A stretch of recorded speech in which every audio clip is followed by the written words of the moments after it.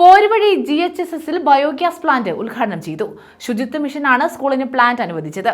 ഗ്രാമപഞ്ചായത്ത് പ്രസിഡന്റ് ബിനു മംഗലത്ത് ഉദ്ഘാടനം ചെയ്തു. ശുചിത്വ മിഷന്റെ ഭാഗമായാണ് പോരുവഴി GHSSന് ബയോഗ്യാസ് പ്ലാന്റ് അനുവദിച്ചത്. ഗ്രാമപഞ്ചായത്ത് പ്രസിഡന്റ് ബിനു മംഗലത്ത് ഉദ്ഘാടനം നിർവഹിച്ചു.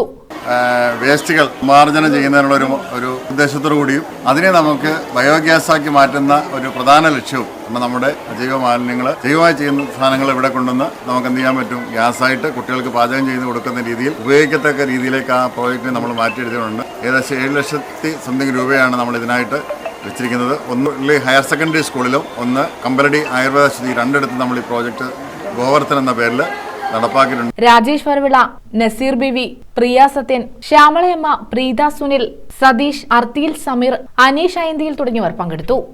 ഇത്തരം പദ്ധതികൾ നാടിന് ഉതകുന്ന പദ്ധതികളാണ്.